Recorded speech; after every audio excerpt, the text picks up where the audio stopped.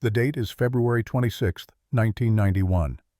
The location is the desolate stretch of desert known to the world as the Highway of Death, a barren ribbon of asphalt cutting through the Iraqi landscape, now stretched with the tension of retreat and impending annihilation.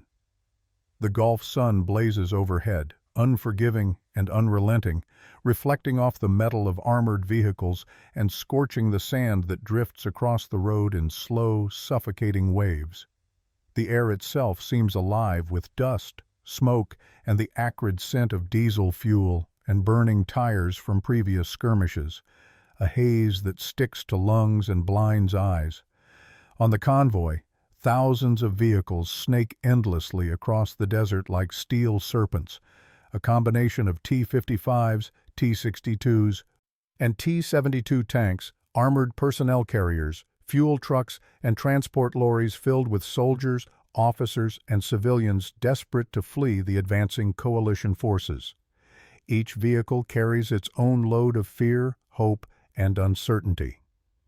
Inside the lead T-72, Lieutenant Ahmed sits rigid, his hands gripping the controls as he scans the horizon through the lens of a Soviet-built periscope, trying to penetrate the shimmering heat waves dancing above the asphalt. The convoy moves in careful, disciplined columns, a reflection of Soviet doctrine instilled in Iraqi officers by decades of advisors and manuals: massed armor, tight formations, methodical withdrawals, every movement calculated to preserve life, to preserve the pride of a retreating army. Alongside the convoy, Soviet advisors monitor with clipboard and stopwatch, their eyes dark behind tinted glasses, observing the meticulous coordination of Iraqi units, noting the placement of each vehicle, the spacing of columns, and the timing of each maneuver. Confidence is high, doctrine is trusted. The sun beats down on the convoy, but their discipline is unshakable. Fuel trucks trundle behind tanks, while APCs flank the columns, ready to shield and transport. Civilians huddle in the backs of trucks, their faces streaked with sweat, dust, and fear. Radios crackle with the static of routine communication, commanders confirming coordinates and movement orders, but underneath the calm, a subtle anxiety begins to thread itself through the ranks. There are rumors, whispered among drivers and junior officers, of American aircraft operating further back than anyone had expected, of precision strikes that can hit without warning. These whispers are dismissed as paranoia. How could anyone strike a moving convoy in the open desert with such accuracy? Doctrine assures them that mass and maneuver are sufficient, that the Iraqi retreat is protected by armor and careful coordination. Yet the desert is quiet, in a way that feels unnatural, the kind of quiet that presses against the ears and squeezes the chest. For the Soviet advisors, for the Iraqi commanders, it is a test of patience and nerve. The convoy stretches for miles, endless metal gleaming under the sun, serpentine in shape as it winds across the dunes and the flat expanse of highway. Each driver focuses on the vehicle ahead, on the rhythm of the columns, on the maintenance of order in a world that seems to shift and ripple in the heat. Yet, in that distant shimmer on the horizon there is something the convoy cannot see, a shadow in the sky, a blip too fast to register, the first whisper of a storm that will come from above. Commanders double-check their maps, their radios, and their doctrine. "Maintain formation," one officer barks. "Keep distance, keep pace." Nervous glances are exchanged in the back of armored trucks, soldiers gripping their rifles tighter, hearts hammering against ribs as they feel the oppressive weight of the desert sun and the unspoken danger hanging overhead. There is a rhythm to the convoy's movement, a mechanical cadence that has carried them this far, but the desert itself seems to resist. Sand swirling around the tires, the wind rising in sudden gusts that lift grit and debris into their eyes. Then come the first unnatural sounds, distant detonations, muffled at first, almost imperceptible beneath the hum of engines and the whine of tracks grinding asphalt. Ahmed feels the vibration through the chassis of his tank before he hears it, a pulse that reverberates through the metal and into his chest. He squints against the heat haze, scanning the horizon, but sees nothing. Smoke curls in the distance, plumes that rise too sharply, too suddenly, to be anything but deliberate destruction. The Soviet advisors exchange tense looks, their fingers tracing the maps in disbelief. "Impossible," one mutters in Russian, eyes narrowing. Panic is slow to creep into the ranks, but it is creeping nonetheless, hidden beneath forced calm and rigid discipline. Drivers adjust course slightly, cautious, sensing the first tendrils of danger that are invisible, yet palpable. Radio chatter becomes fragmented, voices tense, syllables clipped as commands mix with confusion. Some soldiers laugh nervously, others pray silently, all trying to convince themselves that the doctrine will hold, that massed armor will be enough to shield them from an enemy they cannot see, from an attack they cannot predict. Yet the desert air thickens with anticipation, the sandstorm of tension building in every cabin, every turret, every truck. The convoy continues, a living organism of metal and human will, stretching mile after mile across the barren landscape. Then the horizon flares. Distant explosions erupt, small at first, almost theatrical, but growing in intensity. The heat shimmers violently, sand erupts into clouds of dust, and the smell of burning fuel mixes with the scent of scorched metal. Ahmed presses himself against the periscope, heart hammering, scanning for targets that do not exist, for engines that make no sound. He sees only the dust and the shadows of vehicles moving without understanding how or why. A fuel truck erupts first, the explosion sending a geyser of fire and debris into the sky. The blast wave rattles nearby tanks, hurling metal and human screams across the desert. The convoy halts briefly, but panic spreads like wildfire through the columns. Soldiers shout over the radio, some frozen, some moving erratically, trying to understand the source of this violence. The Soviet advisors are pale, hands gripping clipboards so tightly the paper creases beneath their fingers. "This is not how doctrine works," one mutters. A second explosion erupts farther down the highway, taking out a T-72 and the APC behind it. The sequence repeats with devastating precision. Heat, fire, dust, and terror swirl into a landscape that was moments ago routine and controlled. Ahmed's fingers tremble on the controls. The world outside is no longer a highway, no longer a path of retreat. It is a theater of death. The first sign of air attack is unmistakable now. Distant plumes of smoke rising in sudden geysers, the smell of gasoline and burning rubber filling the air, punctuated by the occasional high-pitched whistle of ordnance cutting through the sky. And in that moment, the desert seems to hold its breath, the convoy frozen between movement and annihilation, the soldiers caught in a nightmare that no doctrine, no training, no experience could have prepared them for. The desert trembles as the first real air strikes hit. Ahmed's tank shudders violently from the shockwave of a distant explosion, and the roar of jet engines finally reaches his ears. A sound he had not expected, a predator arriving silently only to unleash devastation. The plumes of smoke ahead twist and dance in the scorching sun, pillars of fire erupting where fuel trucks, APCs, and tanks once moved with disciplined precision. Soldiers in nearby vehicles scream, some scrambling to escape, others frozen in disbelief, staring at the destruction unfolding like a nightmare made real. The Soviet advisors' faces are pale, hands tightening on clipboards, eyes darting between maps and radios. "Impossible," one mutters under his breath. Every calculation, every contingency in their doctrine is rendered meaningless.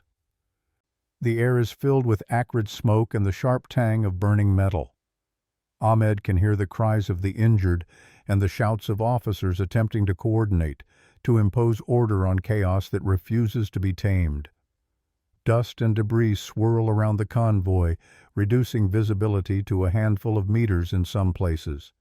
Tanks skid and collide as drivers attempt evasive maneuvers, the columns breaking apart in panic. The sense of control evaporates.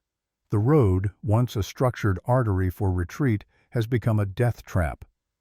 Above, American fighter bombers streak through the sky with terrifying speed, almost invisible against the heat haze.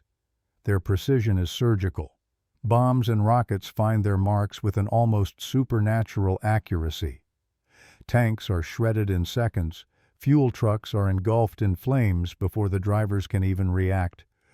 And APCs are hurled into the air by concussive blasts.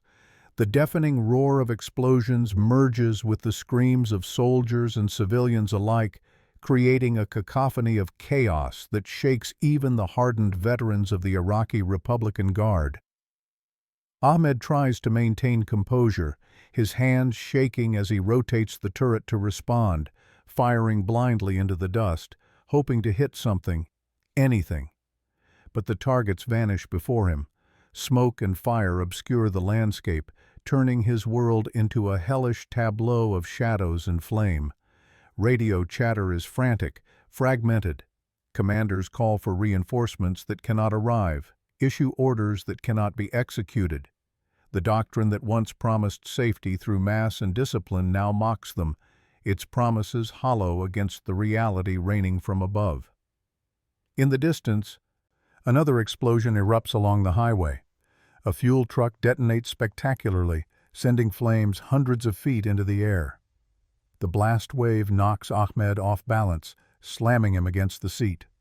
The armor of his T-72 rattles under the concussive force.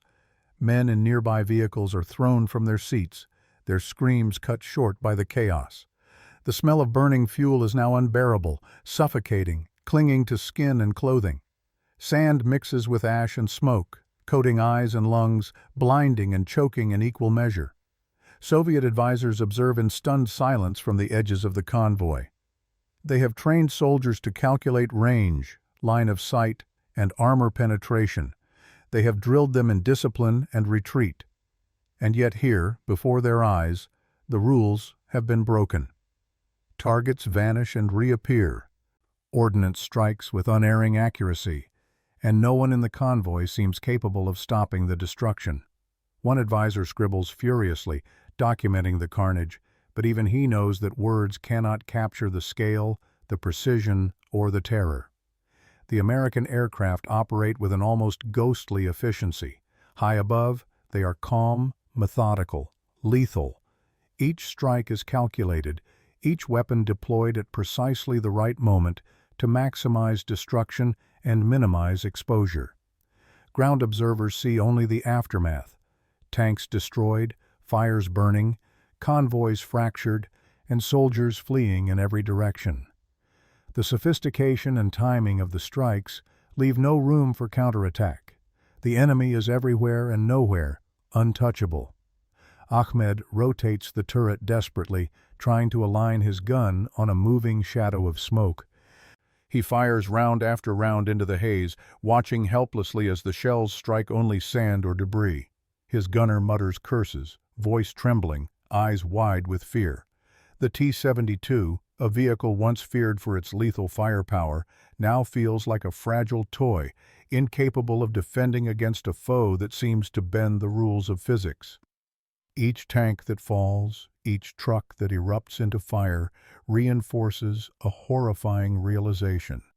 The battlefield has changed, and the rules they trained for no longer apply. Civilians trapped in transport vehicles scream, some praying, some crying, some silent in disbelief. Their presence adds another layer of panic. The convoy cannot stop without endangering innocents, yet moving forward guarantees annihilation. Smoke and fire stretch for miles along the highway, reflecting off twisted metal, turning the desert into a scarred, molten landscape. For Ahmed and his crew, the desert feels alive, a sentient entity responding to the invaders with fire and wind and death. Radio messages from other sectors confirm the same story. Destruction is total, coordination impossible, losses catastrophic. Commanders' voices crack with panic, orders repeated, ignored, and lost in the static. Soviet doctrine, once considered infallible, is revealed as outdated, inadequate, powerless. The sheer volume of destruction is staggering. Tanks that should have withstood multiple hits are gone in seconds. Armored personnel carriers are overturned and burning. Fuel trucks have become fireballs that consume everything around them. Ahmed catches sight of a burning T-72 ahead, turret ripped from hull, twisted metal jutting at impossible angles. The blast has thrown it like a child's toy into the sand. Soldiers nearby lie motionless, some crawling, some trapped under debris. The heat radiates in waves, warping the air and the ground beneath them. Even seasoned soldiers shiver at the sight, understanding that no training, no armor, no doctrine could have prepared them for this. The American airstrikes continue without pause. From the horizon, jet engines scream, bombs and missiles streak down, devastating everything in their path. The convoy scatters, some vehicles attempting to escape laterally into the desert, others trapped on the highway, unable to maneuver, targets for the next strike. Fear, confusion, and desperation consume every man, soldier, and civilian alike. The desert is no longer a retreat path. It is a tomb, a testing ground for precision, speed, and technological supremacy. Ahmed's hands are raw on the controls, sweat and ash mixing on his skin. His heart pounds. Every instinct screams to flee, to hide, to survive, yet the scale of destruction overwhelms every thought. Fires burn in the distance, dust and smoke create an oppressive twilight even in the midday sun, and the roar of aircraft, explosions, and human screams forms a terrifying symphony that drowns reason. The Soviet advisors look on helplessly, knowing that the destruction is not merely tactical, it is strategic, psychological, a display of overwhelming force that shatters morale and doctrine alike. And then, the first realization settles into Ahmed's mind like a physical blow. This is not a battle. This is execution. The enemy is not merely striking, it is demonstrating supremacy. Every bomb, every missile, every moment of destruction serves to prove a point beyond doubt. The rules of engagement, the limits of distance, the strengths of armor, all irrelevant. The convoy is not retreating from soldiers, it is fleeing from the very idea of unstoppable force. As the sun begins to lower in the sky, the highway stretches before them like a molten ribbon of chaos, fire, and smoke. Ahmed glances down at his hands, hands that have held rifles, guided tanks, and issued commands. The desert seems endless, the destruction unceasing. The air is thick, unbreathable, charged with fear and chemical scents. The Soviet advisors whisper to one another, documenting events, noting ordnance types, timings, and casualties, but even they understand that these reports will barely convey the horror unfolding along the highway of death. Every second feels like an eternity, every movement a gamble between life and instantaneous annihilation. And yet, in the midst of the chaos, one thing is undeniable. The Americans are unstoppable. Their airstrikes are precise, ruthless, and inevitable. No vehicle, no formation, no doctrine can shield those on the ground. The highway of death has become the stage for a demonstration of technological dominance, a stark revelation that modern warfare has evolved far beyond Soviet doctrine, far beyond the expectation of anyone in the Iraqi convoy. The sun dips lower, painting the desert sky in deep orange and crimson, but the fire along the highway of death refuses to fade. Smoke pillars rise like twisted monuments of destruction, each one marking a moment of devastation, a testament to the efficiency and brutality of the American air campaign. Ahmed and his surviving crew crawl forward through sand and debris, eyes stinging from ash, lungs burning from smoke.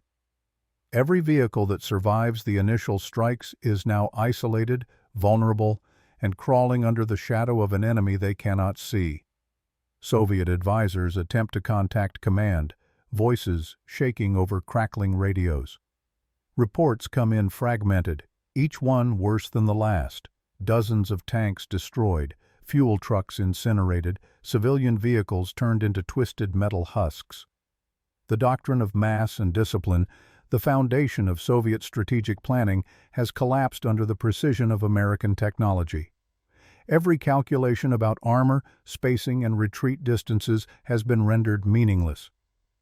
For the first time, the Soviet mind struggles to comprehend that quantity cannot substitute for quality, and no matter how many tanks are arrayed in disciplined formations, advanced air power renders them helpless. The psychological toll is immediate and visible.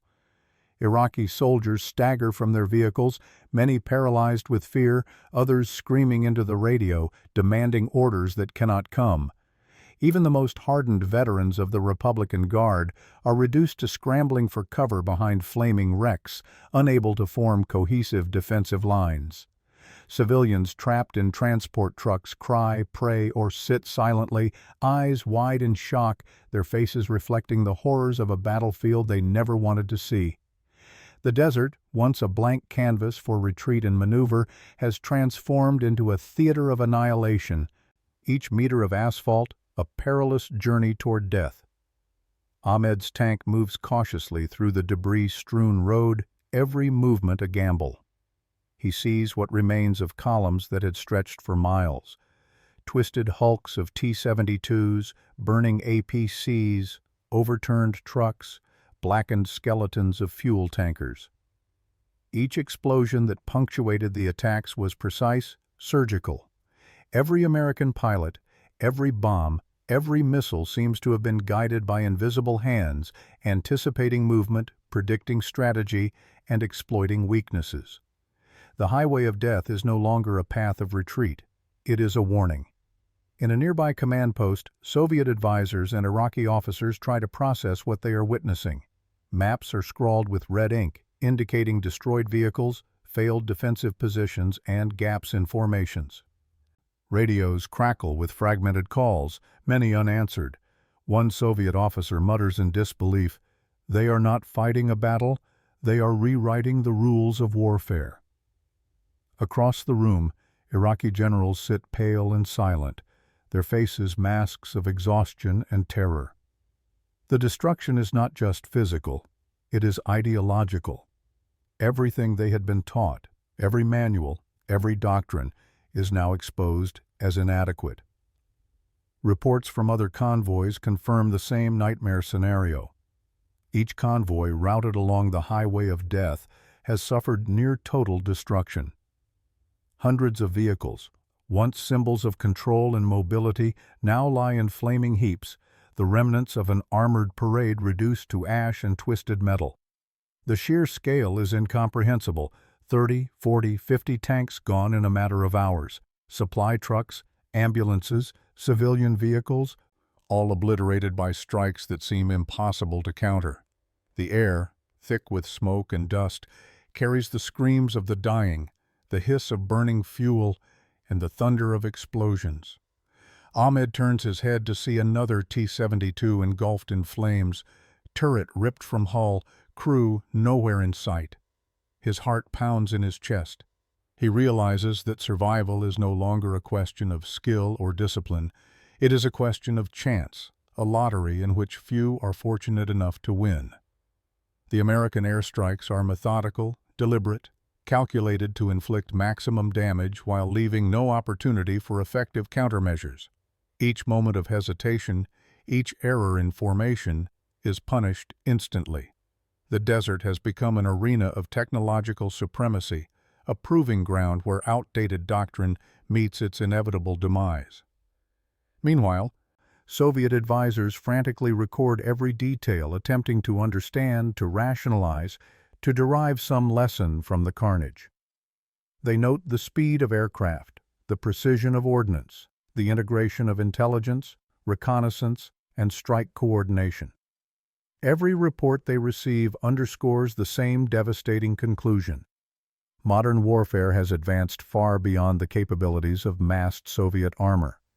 The highway of death is not merely a tactical disaster, it is proof that an entire era of military thought, built on quantity and rigid doctrine, is obsolete.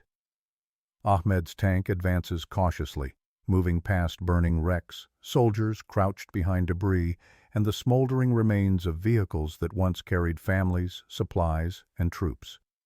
He sees the evidence of firestorms created by fuel and ammunition detonations. walls of flame stretching into the sky.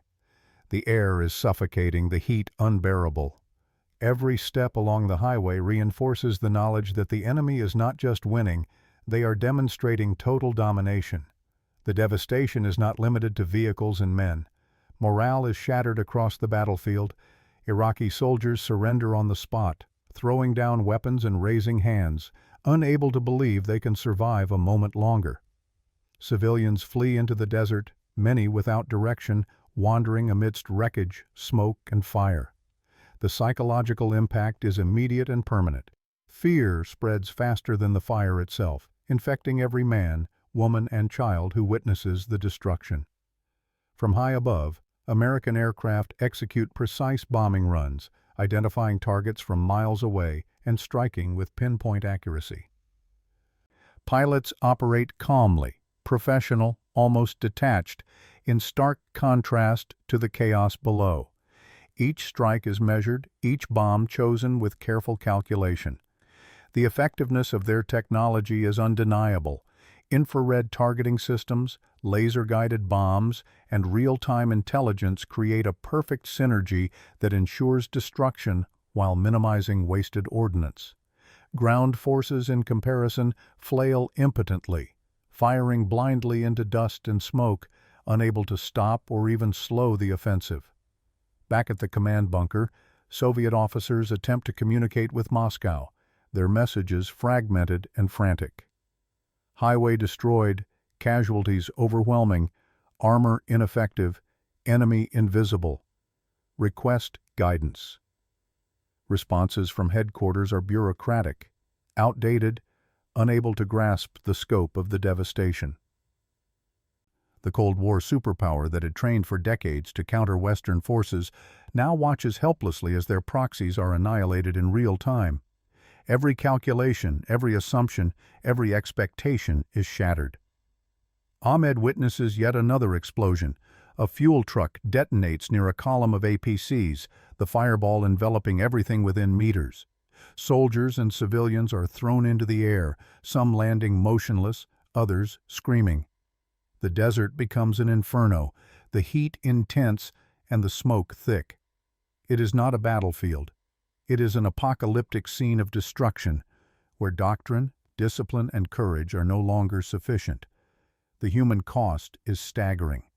Accounts from survivors tell of friends and comrades incinerated in moments, of families caught in the wrong place at the wrong time, of officers attempting to coordinate defenses against an unstoppable force. The scale of suffering is unimaginable, yet for Ahmed and others who survive, there is also clarity. This is the undeniable proof that air supremacy, precision technology, and advanced tactics define modern warfare. As night falls, the highway of death glows with the embers of destroyed vehicles. Smoke rises against the darkening sky, silhouetting twisted metal and burned-out vehicles. The devastation is total, and yet the American aircraft remain aloft, surveying, targeting, and maintaining control. Ahmed sits in the cab of his T-72, staring into the darkness, understanding for the first time that the battlefield has changed forever. The doctrine of massed armor, once the backbone of Soviet and Iraqi strategy, is powerless against precision airstrikes combined with real-time intelligence and technological supremacy. Soviet commanders, watching through intercepted communications and reports, are forced to confront an uncomfortable reality. Their doctrine, which had guided armored warfare for decades, is obsolete. They observe the destruction along the highway in disbelief. Armored columns annihilated, soldiers unable to respond, command structures disintegrated. It is not merely a defeat, it is a revelation that Western military technology, coordination, and tactics have outpaced Soviet understanding. The aftermath is harrowing. Thousands of vehicles destroyed, hundreds of lives lost, morale shattered beyond repair. The psychological imprint of the highway of death will linger for decades, proof of technological dominance, precision warfare, and the futility of outdated doctrine in the face of advanced air power. The desert, once a landscape of strategic retreat, has become a graveyard. its sands littered with the remnants of tanks, trucks, and armored personnel carriers, silent witnesses to the power of modern warfare. Ahmed and his crew are among the few survivors. Exhausted, shaken, and forever changed, they drive the remnants of their convoy into the night, witnessing the scope of devastation left in the wake of American strikes. Every mile traveled reinforces the lessons painfully learned. Technology is decisive, doctrine is fragile, and the rules of warfare can be rewritten in a single, precise operation. The Soviet advisors document every detail, their notes a grim testament to the scale of destruction and the lessons that cannot be ignored. Reports, maps, photographs, and first-hand accounts are sent to Moscow. For the first time, the Soviet military acknowledges that their assumptions about armored warfare, technological parity, and battlefield strategy were flawed. The highway of death becomes a case study in the futility of massed armor when faced with precision airstrikes, real-time intelligence, and advanced technology. In retrospect, the events of the highway of death are more than a tactical or strategic lesson. They are a symbol of the shifting balance of power, the emergence of modern air dominance, and the consequences of failing to adapt. For Ahmed, the survivors, and the Soviet observers, the horror is compounded by clarity. Warfare is no longer determined by numbers alone, by steel alone, or by discipline alone. The battlefield has changed, and those unwilling or unable to adapt are left to witness devastation they cannot control. As dawn rises over the smoldering highway, Ahmed looks out at the wreckage, the silence between explosions deafening. The fire has died down in places, but the memory of destruction remains. Every destroyed tank, every incinerated truck, every casualty etched into the desert sand tells a story of a doctrine overwhelmed by precision, technology, and air supremacy. For those who survived, the lesson is unforgettable. In modern warfare, innovation, technology, and strategic foresight determine survival, and anything less is annihilation. And so, the highway of death becomes etched in history, not merely as a tragic scene of destruction, but as a turning point in military understanding. The Soviet Union, its doctrines and advisors, witnesses the stark reality of its limitations. The world sees the devastating potential of precision airstrikes combined with real-time intelligence. And for viewers of this story, the lesson is clear. The rules of war have changed, and the cost of underestimating technology is total destruction. If you want to explore more untold stories of military history, cutting-edge technology, and the dramatic moments that shaped the world, make sure to subscribe to Cold War Impact. Every week, we dive deep into classified operations, battlefield strategies, and the hidden truths behind the wars that defined the 20th century. Don't miss out. Hit the bell icon and join us as we uncover the stories history almost forgot.